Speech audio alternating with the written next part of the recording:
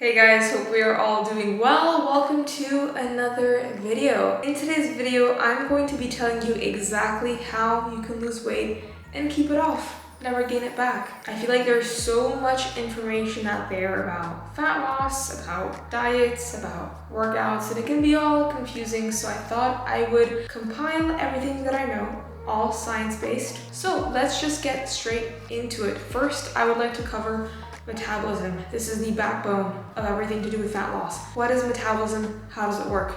Simply, your metabolism is basically the amount of energy your body utilizes to keep you alive. The way we're gonna define metabolism is by looking at it as your total daily energy expenditure, or TDEE. That's pretty much the amount of energy that it needs, that your body needs to keep you alive and to fuel all your day-to-day activity. This TDEE is made up of 4 different components, which you have your BMR, basal metabolic rate, then you've got your TEF, thermic effective food, then you've got your EAT, exercise activity thermogenesis, and then you've got your NEAT, non-exercise activity thermogenesis. This is a lot of mumbo jumbo words, but simply this just means that your body requires a certain amount of energy to keep you alive. This amount of energy is going to depend on your height, your weight, your body composition. Those all go into your BMR.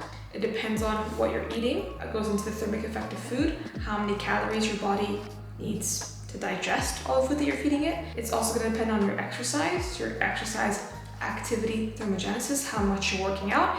And then your non-exercise activity thermogenesis is simply just your step count, you kind of cleaning around the house or cooking or whatever, just some random movement that you tend to do. And the thing about metabolism is something that's very, very misunderstood is you might think, all right, what if my TDEE is 2,000 calories? So if I want to lose a pound a week, I should be bringing my calories down to 1,500. But the thing is, calories in is going to affect calories out. So our bodies are really smart and our bodies don't want to fucking die. Your body is there to keep you alive. It will do anything in its power in order to keep you alive. So this means that when you bring food down, your body's going to start to burn less in an attempt to keep you alive, in an attempt to survive. So this is called metabolic adaptation, and it's one of the main reasons why people struggle to lose weight and why they struggle to keep it off. But in today's video, I know we're going to be going over those things, and I'm going to teach you guys exactly how to make sure you lose all the weight and you never gain it back. Now that we've kind of covered metabolism, let's go into what is necessary when it comes to losing body fat. I'm sure you've heard the term calorie deficit a lot on the internet, and yes, you need a calorie deficit in order to lose body fat. Simply what this means is you need to be consuming fewer calories than your body burns in a day. This can be done via eating fewer calories, right? So reducing how much food you are consuming per day. It can also be done by moving more, doing more steps, doing more cardio, doing a combination of those 2 things, managing your diet and managing your activity levels. That is going to allow you to create a deficit. But how do you know if you're actually in a deficit? Well, you're gonna have to track your body weight, as well as your calories, as well as your step count. If you're noticing your body weight, your measurements kind of trend downwards over the course of a few weeks, that is pretty much just evidence and proof that you're in a caloric deficit. And if this is already sounding like way too much information to you, if it's already kind of overwhelming or intimidating, accountability and structure and guidance from a qualified professional really goes a long way. So we have plenty of spaces for coaching in 2023.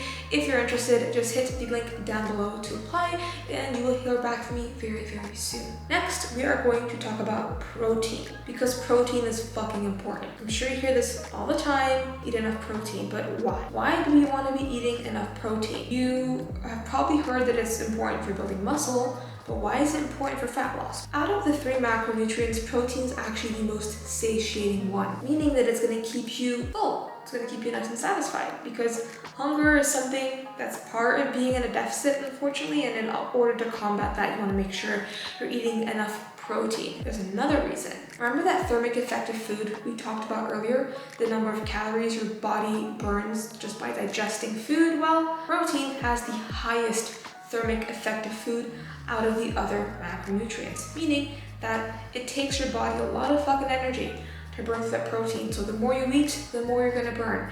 Granted, it's not thousands of calories, it's just a little bit, but a little bit of a difference can go a long way. Obviously, protein does help you build muscle, and building muscle in the long term is going to facilitate fat loss. How much protein should you be having? Well, you want to take your lean body mass in pounds, and that's going to be the number of grams of protein you want to have per day. And in terms of spreading this protein out across your meals, I would highly recommend spreading it out across 3 to 5 equally sized portions of protein throughout the day. Where can you find protein? I'm going to leave a full Google Docs in the description that you guys can check out with a huge list of protein sources. Whether you're a meat eater or vegetarian or vegan, I will leave all of those sources down below for you to go and have a look. Now you've set up your calorie deficit, you know what it means, and you've set a protein target.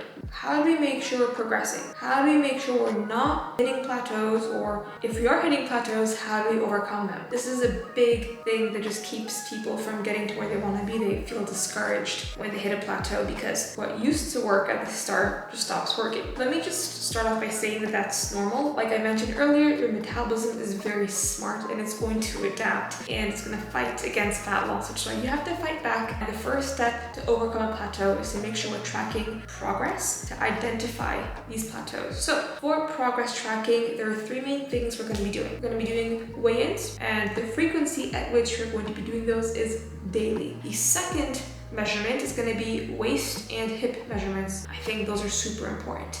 And then number 3, we are going to be doing progress photos once a week. Why these 3 and why not 1 out of 3? Well, progress photos are not going to change week to week, but month to month. They will look vastly different. Measurements can be great indicators if the scale is not pointing in the right direction, but the scale is going to be our number 1. The reason why we're weighing in daily and not once a week is because the more data points you have over a certain time frame, the more accurate it's going to be. Let me give you an example. Let's say on day 1, I weigh in at 130 pounds. And at day 14, I also weigh in at 130 pounds. However, if I did the average weight of those first 7 days and I was 131, and I do the average weight of that second set of 7 days and I was 129, that's 2 pounds down on average. I just weighed myself on a day where I was a little bit bloated, holding on to some water, which is why I really believe in weighing yourself every morning fasted. What counts as progress, and how do you know if you're stalling? Well, in terms of fat loss, I would say if you're losing between 0.5 to 1%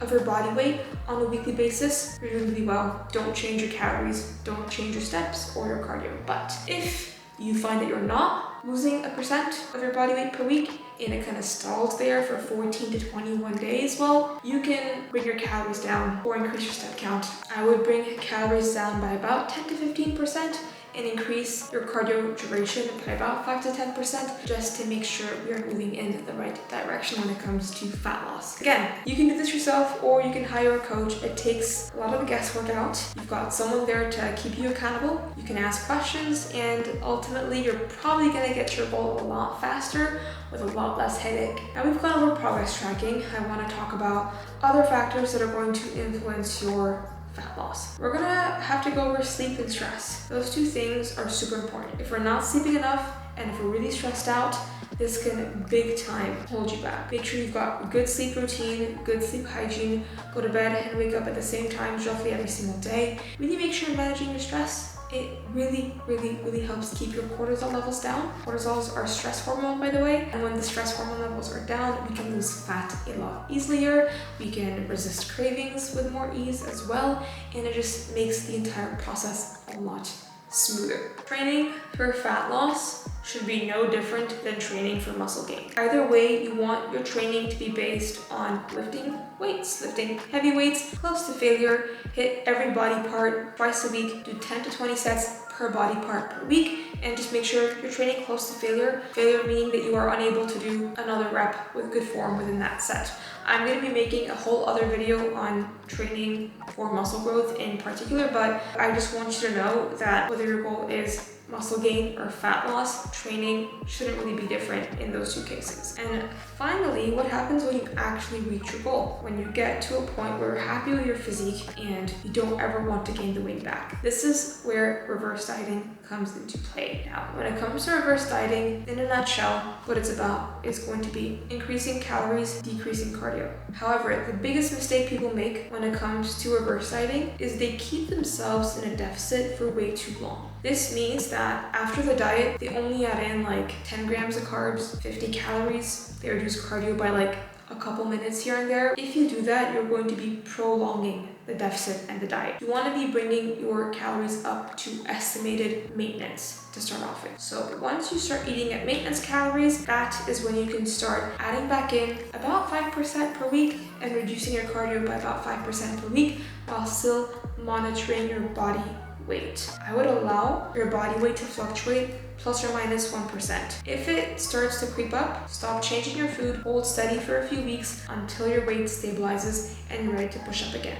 So it's a very slow and gradual process, but when done correctly, it's gonna allow you to literally just maintain the body of your dreams for the rest of your life while eating a lot more food. And again, I'm gonna plug it for the third time and the last time in this video. Working with someone who can keep you accountable, give you guidance, and just take out all the guesswork will make this process so much easier. That's that, guys. How to lose weight, keep it off for life. I know this is different to my usual type of videos that I tend to post. I usually post vlogs and full days of eating, but I want to educate more. I want to provide you guys with more informative content, so I thought I would talk about this topic today. Please leave the video a like if you enjoyed it. Subscribe for more weekly educational videos around nutrition, training, and fitness in general, and health in general. Any ideas for other topics you'd like me to cover, just leave them in a comment down below, and I will catch you guys in the next video. Bye!